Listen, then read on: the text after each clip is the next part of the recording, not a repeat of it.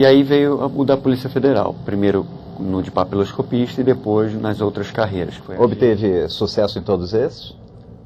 No TRF, no PRF eu passei, me classifiquei, no papiloscopista não, e difícil depois a prova, né? Foi uma prova que veio fora de qualquer, o pessoal até dizia, né, uma prova de outro mundo, né, e ainda mais que veio biologia, física e química, quer dizer, nada a ver com a... Mas já tinha em mente a Polícia Federal desde o primeiro? Só não teve a chance? Tinha. Na realidade eu me preparei para ela ao longo do ano de 2004, né? Comecei em janeiro e aí em outubro eu vinha passar para a Polícia Federal. E lá dentro você está lotado em que departamento? Estou lotado na Delegacia de Repressão a Crimes Previdenciários. Crimes previdenciários. Difícil isso, é complicado. A gama é muito grande, né? Os desvios e as irregularidades são muito grandes. Agora, professor, direito administrativo é sua paixão? Sim. Daí que você escolheu ser professor de direito administrativo? Foi.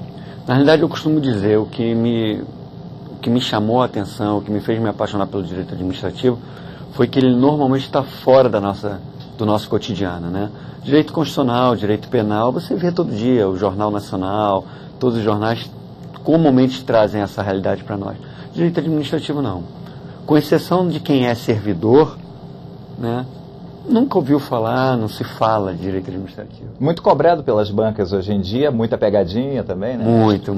Eu diria que hoje o direito administrativo, a cobrança, ela tem o mesmo peso de um constitucional, de um penal, né, se não tiver mais. Aí eu vou estar puxando a tarde. Existem aquelas matérias básicas que você naturalmente tem que estudar para todos os concursos. Português, informática, Lei 8.112 para quem vai fazer na esfera constitucional. Direito constitucional, que é a mãe de todas, né? Agora, especificamente para a Polícia Federal, quais são as matérias básicas que você obrigatoriamente tem que estudar? Eu acrescentaria essas, né, que seriam as básicas para quase todos os concursos. Eu acrescentaria o processo penal e o penal.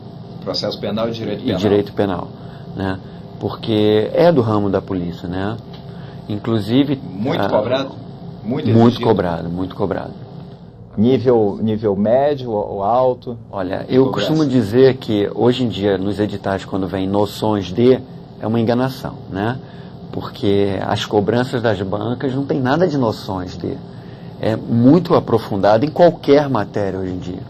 Você pega uma prova de português, você pega uma prova de informática, você pega uma prova de direito administrativo ou qualquer outra, a profundidade que eles cobram, que o concursando é obrigado a saber, eu diria que é superior até a algumas universidades. Agora, professor, a paixão também pelo estudo de direito administrativo foi que levou o senhor a optar também em ser professor. Como surgiu essa ideia de ser professor? Na realidade foi um convite que a academia acabou me fazendo. Eu acredito que em razão dos resultados que eu obtive em tão pouco tempo, né? E eu tive professores excelentes no meu caminho. E eu comecei a, sem querer, me aprofundar justamente nisso. E aí eu montei um grupo de estudo para a época do concurso. E quando eu me vi, eu estava dando aula de direito administrativo para o meu grupo. E um professor, ao notar isso, acabou me induzindo, né, me conduzindo. E aí veio o convite da academia do concurso e, graças a Deus, foi tudo bem. Já está preparando o livro? Está sendo cobrado um livro e eu já tive que prometer reservar um tempo para isso. Agora, dentro do direito administrativo, tem uma matéria especificamente que está sendo muito cobrada. Lei 8666, né, chamada a Lei de Licitações, inclusive com a parte vem o pregão, e está caindo em tudo quanto é concurso.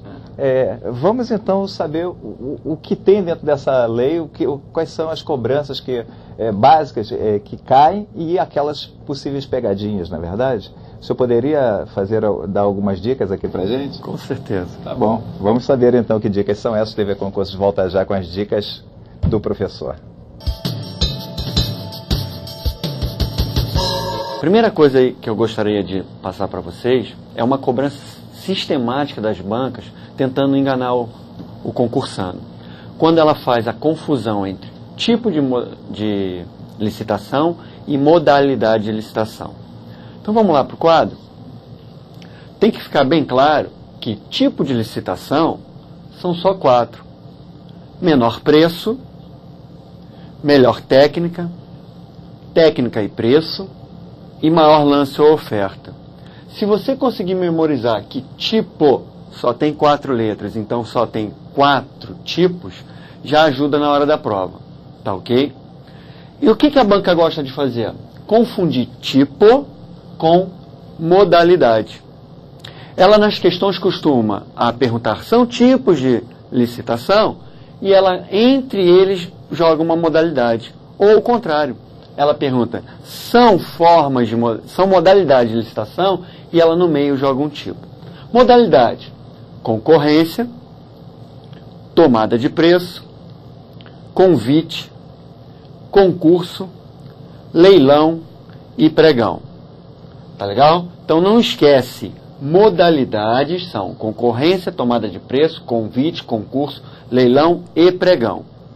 Outra coisa que a banca adora fazer e que você não pode se deixar enganar é a concorrência, tomada de preço, o convite, o concurso e o leilão são modalidades que estão na 8666, que é a conhecida Lei de Licitações e Contratos. O pregão, apesar de ser uma modalidade de licitação, ele veio a aparecer na Lei 10.520. Então, já foi pergunta de prova, dizendo que concorrência, tomada de preço, convite, concurso, leilão e pregão são modalidades de licitação da Lei 8666. Errado. Por quê? Porque o pregão não está na 8666. Ele está na 10.520. Até você lendo lá a Lei 8666, ela é bem clara e diz que as únicas modalidades de licitação possíveis seria a concorrência, tomada de preço, convite, concurso e leilão. Pela 8666 não existe nem pode existir nenhuma outra modalidade e nem que se faça a combinação dessas modalidades. Pô, João, então por que tem o pregão? O pregão veio numa lei posterior e, como vocês sabem, uma lei posterior pode alterar uma lei anterior. Tá ok? Então, a grande dica é, não se deixe confundir na hora da prova com a pergunta do que é tipo de licitação e do que é modalidade de licitação. Tá ok? Vamos ver agora, no outro quadro, algumas outras cobranças que são feitas pelas bancas com relação às licitações. São os prazos. Que prazo é esse? É o prazo que o Estado, né, que é a administração pública, tem que publicar os editais para que possa ocorrer a licitação. Ou seja, é o prazo mínimo entre a publicação do edital e a abertura das propostas ou a entrega das propostas. Tá ok? Então vamos lá. 45 dias, ou seja, tendo prazo mínimo de 45 dias. A modalidade concurso.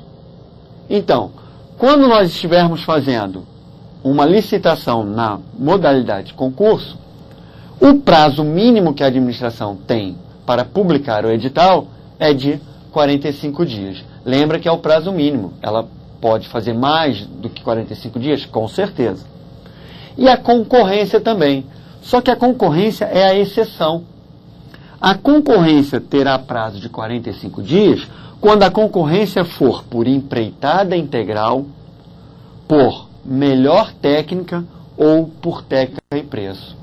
Então, é a exceção da concorrência quando for empreitada integral, melhor técnica e técnica e preço, é que o prazo será de 45. Por quê? Porque a regra da concorrência, a regra será de 30 dias. Tá ok?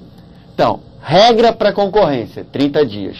Exceção da regra da concorrência, quando for por empreitada integral, melhor técnica, técnica e preço, que aí o prazo passa a ser de, no mínimo, 45 dias.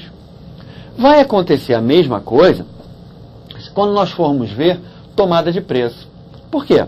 Porque tomada de preço, a regra vai ser 15 dias.